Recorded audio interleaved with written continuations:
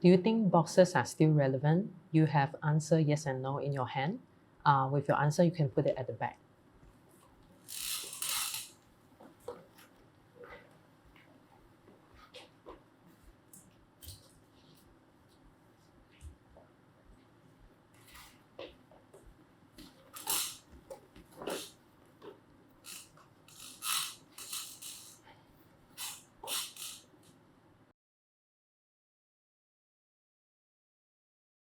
So Malaysia is a multicultural country with ever-evolving diversity. Do you think the boxes help in acknowledging the diversity and complexity of the current Malaysia demography, or is it obsolete as a practice? Yeah, it's interesting that you pose these questions, Wendy, because for me, I mean, the beauty of Malaysia lies in its multiculturalism, in its diversity, and in its complexity. And oftentimes I've been very glad to be Malaysian, and I feel very strongly we should acknowledge and embrace this reality. So in terms of the boxes, in terms of them being ways of which we define ethnic groups, perhaps, where we tick, and I say this with a little bit of trepidation, because simply I have to tick the box Lain Lain, and it is quite ironic because my forebears on my maternal and my paternal side have been in the country from those days, and we've been here for hundreds of years.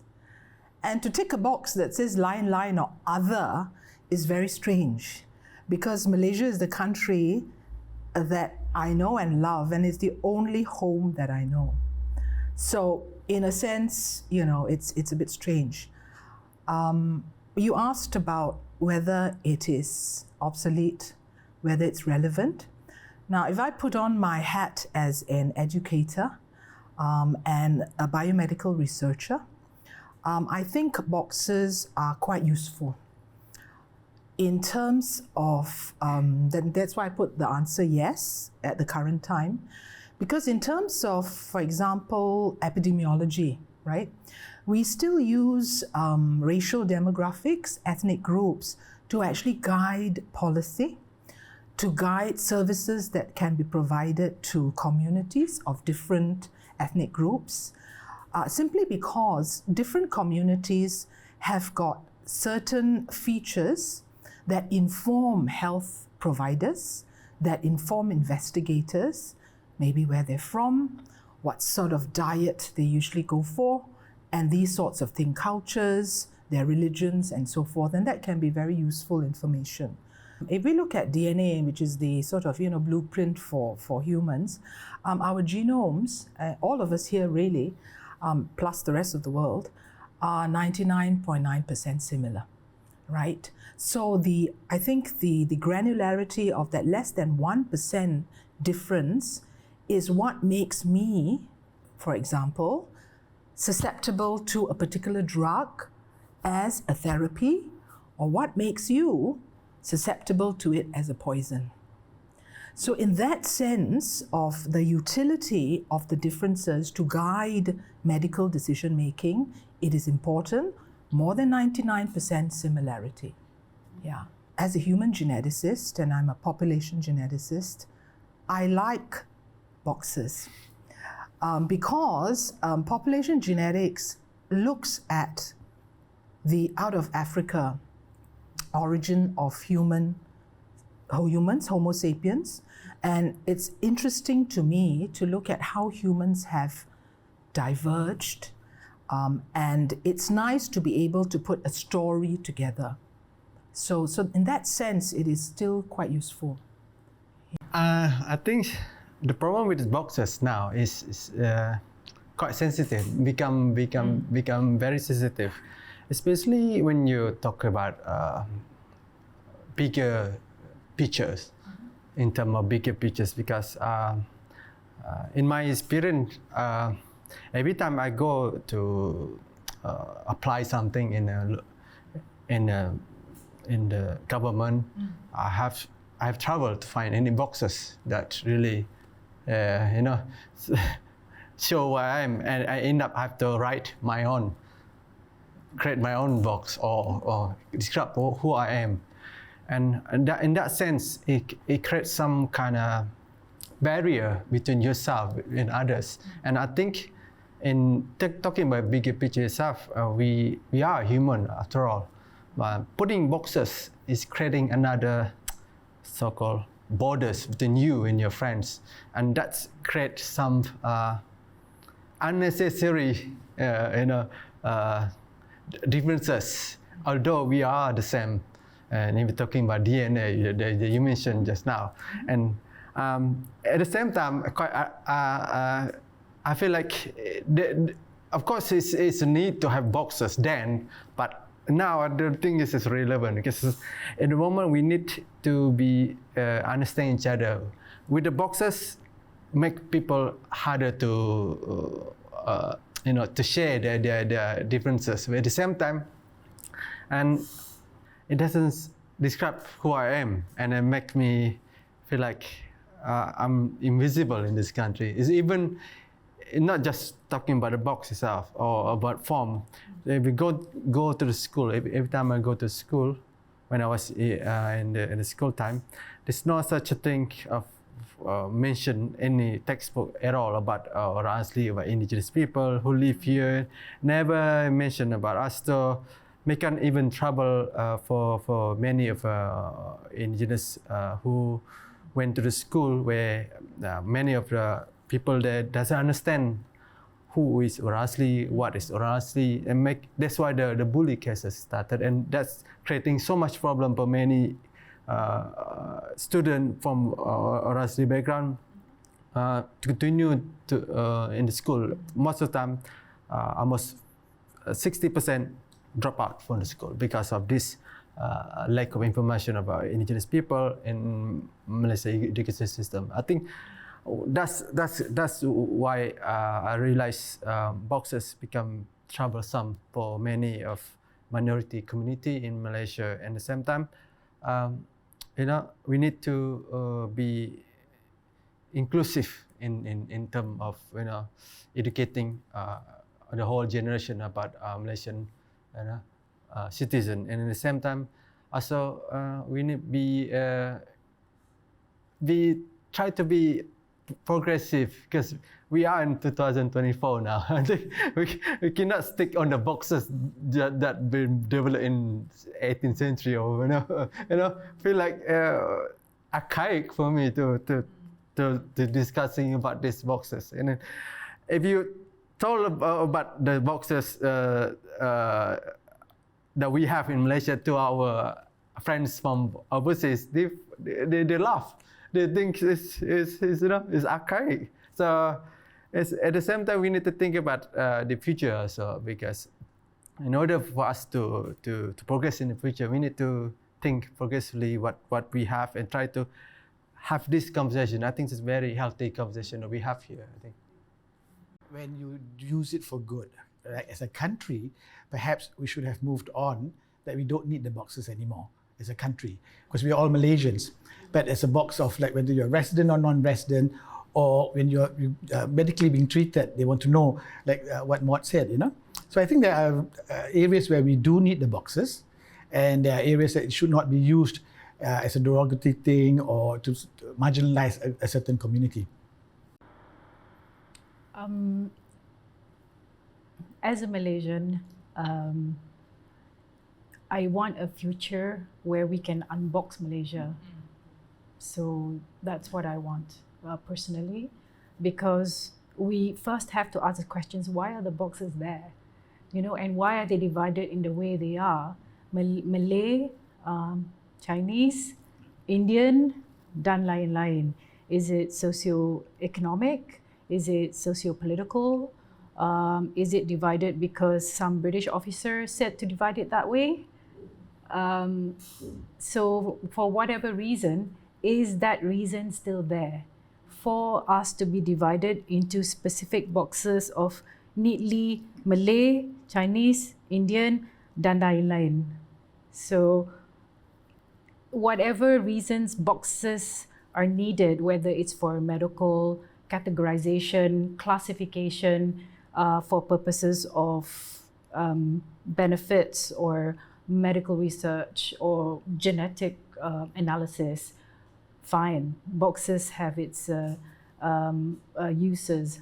But for Malaysia as a nation and as a peoples who are much more diverse and complex than 4 boxes, I feel like it's time for Malaysia to unbox itself, because it is completely misleading to divide between 4 boxes, a nation, a 30 million nation of people who are 3/4 Chinese, 1/4 Eurasian, 4/4 whatever, 2/4 Iban, 1 bit Melanau. Where do you go? It's confusing to people. It's very top-down approach, because I feel like you have like, it's as if like there's this monster scientist like who's looking at that, let's divide them into 4 boxes, because more than 4 boxes, it'll take too much administrative time. So earlier on, we talked about boxes, and also we deconstruct boxes. But in the system, who is the beneficiary in your opinions of the boxes? I don't know who's creating these boxes. The political scenario of government creating boxes to put us in our place, whether we are Malay, Indian, or Chinese. I think there's a political rationale for that. Whether it's good or bad, it's government. But I think in some ways, like, we put ourselves in a box. When I'm thinking about culture, how we've boxed ourselves, thinking that the Western world is how we should live. The psyche, the narrative, the benchmark, it's always a Western psyche, Western box, whereas we have thousands of years of culture. So I think in some ways, we should move into unpack the box for ourselves, because we vote the government in, and we should be pushing this the goalpost or the line or the needle to say, hey, we don't want to live in boxes. But I do believe in that there are some rationale for boxing, because like I said, you go to the bank, they ask you whether you're resident or non-resident, or for your taxation. So there's some rationale for boxes. But when it's used in a negative or derogatory way to govern you or to manipulate you, then I think it's wrong. Or limit you as a cultural, since you can't mix. If you are 10% Malay, are you less Malay than 100% Malay? Where do I fit in? So I think when it's used in a negative way, boxing is wrong. But there are other positive ways of boxing. I box like, okay, I like this. This is where I failed. So I tick off my boxes. So I have a mental box, boxes of I used on my own, but it doesn't affect anyone else. I do have my own boxes. I love ticking boxes. I love ticking boxes. Like, I've done this, I've done that, I've done this, I've done that. So, in my honest opinion, the real beneficiary of the boxes are the clerks, administrative officers, because I'm sure at one point, some really clever clerk said, you know what? There's so many races and tribes and whatever in Malaysia, I need to make sure that, for my bosses, I need to just, make sure that there are enough boxes, just enough for us to divide things and put it in separate channels for whatever reason. And there it goes. I mean, I think we actually don't know who exactly created those 4 categories of Malaysians, which is kind of ridiculous, because we know that there's a lot more than 4 categories. And even within Malay, you have Melayu Jawa, you have Melayu Malay Muslim, you have Malay, Malay Riau, you have Malay, so many different types of Malays. And then within Chinese, let alone you have Hakka, you have Cantonese, you have Teochew, you have Mandarin speaking, you have Hokkien. I mean, it's mind-boggling to kind of neatly divide it. So I'm sure there's some clerk who did it. I'd like to know. Yeah. 17 definitions Yeah. of sexuality. Yeah. How do you box that? Yeah. When I did research on colors in the Malay world, just the Malay world, there were minimum 30 shades of red. Minimum. In the Malay language. That's just one red color.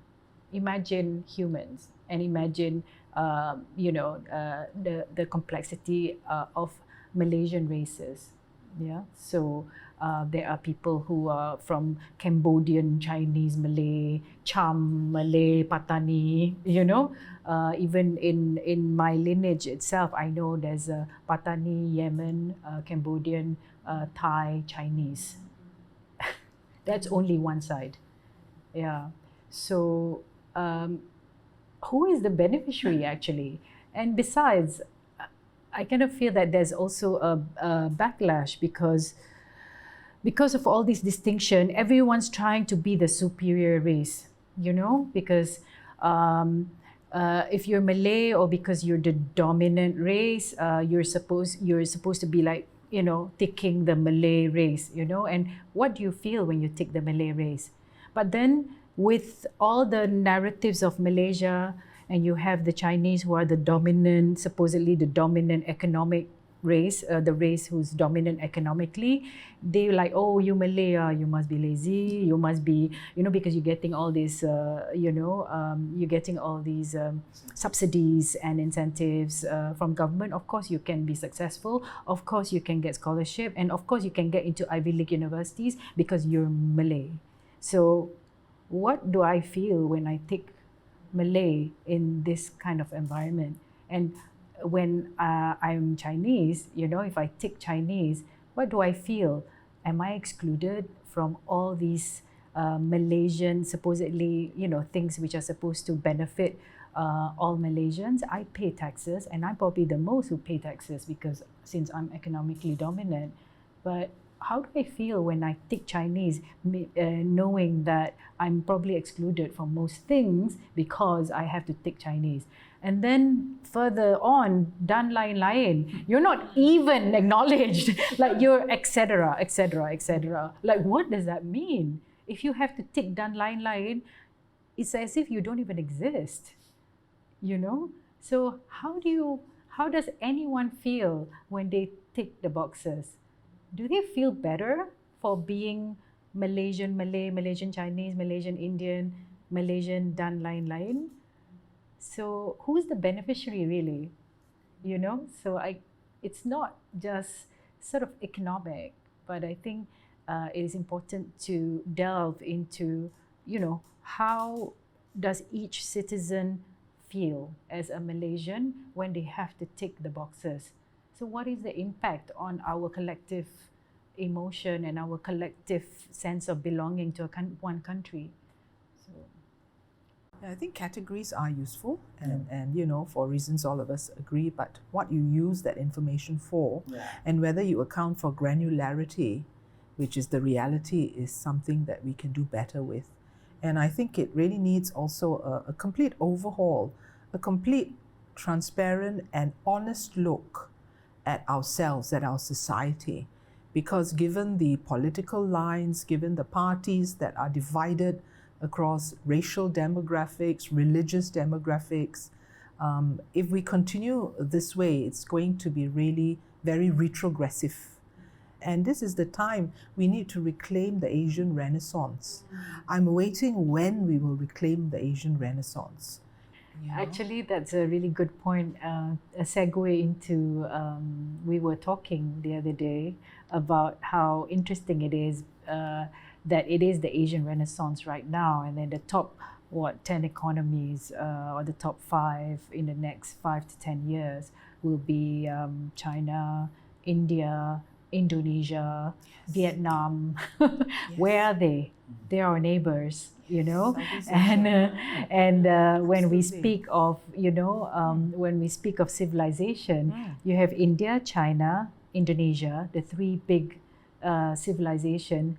And guess what? Malaysia is like a microcosm, of everything. Yes. So when we said that instead of defining we are this or this or this. We only one. We are either Malay or either Chinese or either Indian. In this civilization or new civilization, we are everything. Yes, we are. Malaysia is everything actually into Yes. one. Yes. So we are Malays, we are Chinese, we are Indians, we are Malanaus, we are Yeah. Thais, we are the Asian civilization Indeed. personified.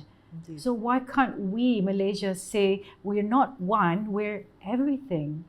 We're all Asian civilizations in one country. We should be proud of that. Indeed. Because Yeah. the power in the next 10 years Yeah. will all reside in us. Is the Indian civilization, is the Chinese civilization, Indeed. is the Indonesian civilization, Indeed.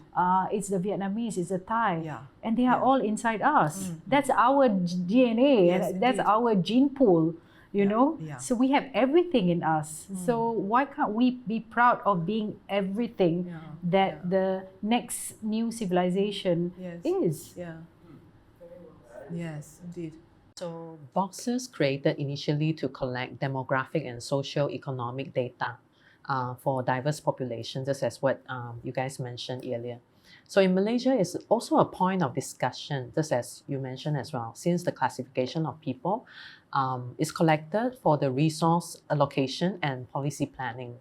So in your view, will the presence of boxes enhance or undermine rights? In a sense, that their initiative was good, but in terms of what happened on the ground is totally different. That we saw on the paper. That's a problem I like to address, because many of indigenous people now, still don't have the right on the land that we live on. Many indigenous people doesn't have a land right, for example. The land right never been recognized, even though we've been living here for many generations. For example, yes, that's not talking about the recognition on the papers, especially in the our story never been told properly in Malaysian narrative, for example, and also because of the no recognition on the land right, that creates so much problem in terms of infrastructure that many indigenous people still doesn't have public infrastructure, for example, like road, water, electricity, and so on. And that's what happened now. Still many indigenous people still live without any of this infrastructure that everybody should enjoy. It's shown there's no equal benefit from these boxes. I think whatever we see in the media that Kim mentioned about how good the government do, but it doesn't translate what happened on the ground. I think that's quite concerning, because how we can just leave our Malaysian citizen behind? Why not just bring out together? Why not we together help each other? And we now with 2024. I mean, it's so sad to have this discussion, to tell people that indigenous people still left behind in terms of all this benefit that should enjoy. Everybody should have equal right to everything that we have in this country. I think what I really still talking now. I feel like it's like broken record. I've been talking it for many years. I think we should start do the work on the ground. So when we were supposed to be an orchestra of diverse sounds, a lot of time our silence only seems to enable soloists. So in your view, how can we encourage more voices and enable them to be heard? I think in a government framework, right? There's actually a lot of things we can do to make sure that there's more of a consensus and bottom-up approach rather than a top-down. I think we're so used to the top-down approach, especially in the civil service, right? That you just wait for one person at the top to move or to say something, and then everyone kind of follows. But there can be realistically a system where it's more bottom up, where everything is done with consensus building from the community. And in that sense, when you actually go around and ask, what do you want actually in terms of development for this area, for example, if it's a local council, okay? For example, this before you create like a road or a playground or supermarket or whatever, you know, plant trees, you have the practice or you incorporate a particular system of way of doing things whereby consensus has to be built, you know, and there's a lot of community engagement and outreach first before decisions are made. So there's a lot more information that comes from diverse, you know, voices in the community in order to get a better informed decision making for any policy or any development, you know. So I think there are some models that are already being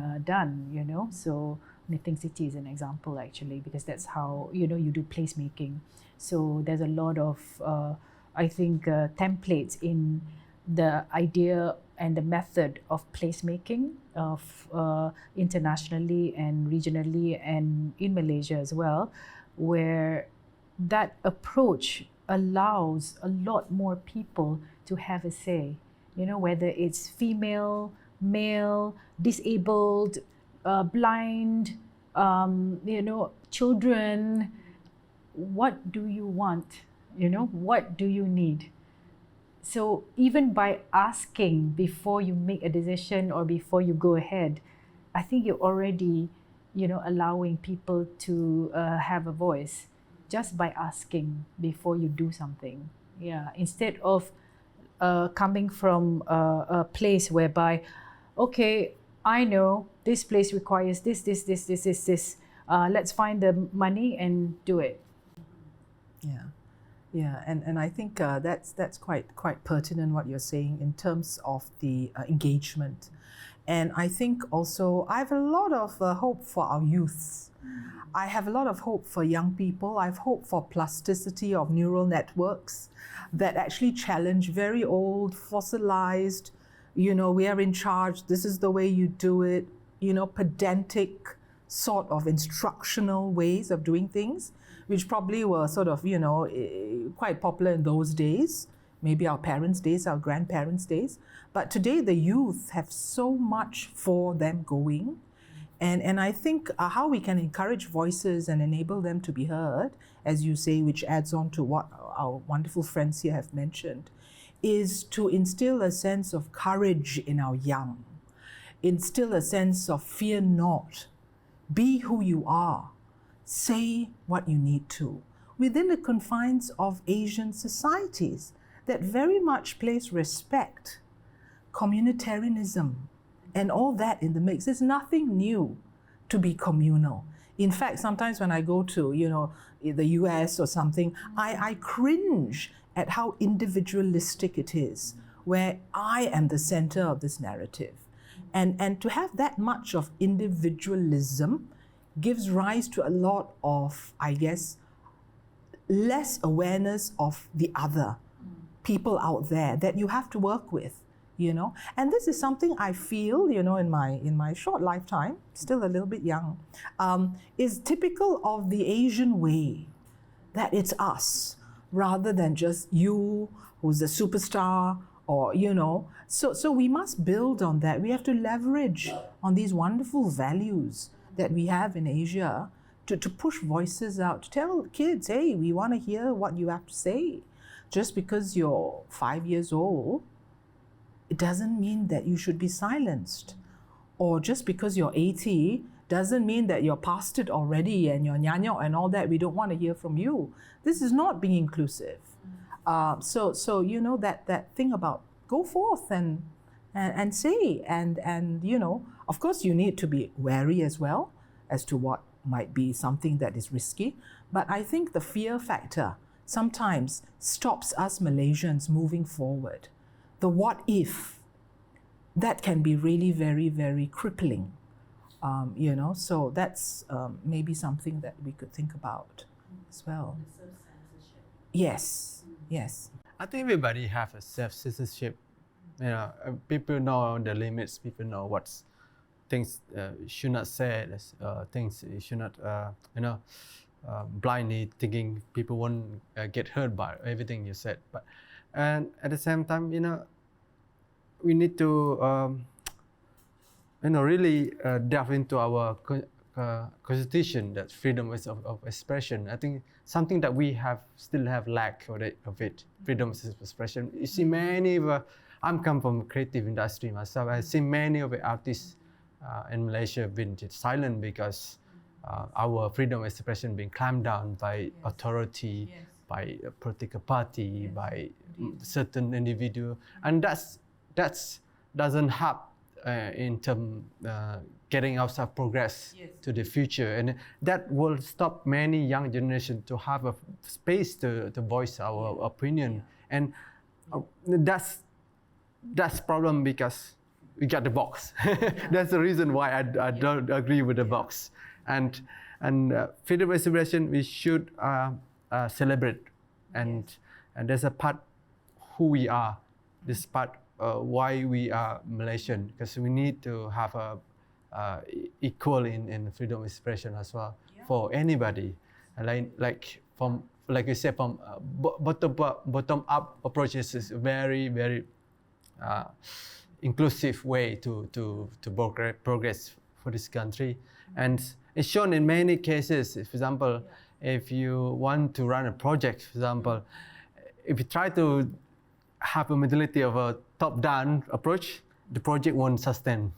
You need to have a local community that really committed to do this work, and they actually have a space for themselves to speak, and then they can champion the project and earn that work within themselves, and that's the project will sustain for long run, and that will give them some space to speak. And of course, we know free, prior, informed consent is very important. Anything that we do that involving community who live in very rural area, and especially indigenous people, because that's this proper way we can approach the project. And I think space need to create it for many community that come from minority background, also from the youth, from the women, from disability, from many community. Picking up on that, right? I think it's very important to have dialogue. It's very important to invite the other side into the dialogue, so they not feel. I think a lot of the Malays are threatened or afraid. They're not bad people, they're good people. And if you, it's like Jesus said, forgive them, Lord, for they not know. They may not know, like what Shah just said. Having that chance to have a dialogue, having a chance to move that needle, you know, whether aggressively or non-aggressively, but they have a right to have this discussion too, you know, and they have a right to make. There was a censorship forum in 2001, and I felt that the one weakness was the other side was not represented. We had an all English speaking, all the collective art bodies, all the really good people, and yet the other side was not represented. Like, why are people so afraid of a dog being on a film screen? What is it? What is the religious connotation to that? So let some religious scholar argue that out, whether it's right or wrong. You know, so they must be in this discussion. Okay, so finally, do you advocate eliminating boxes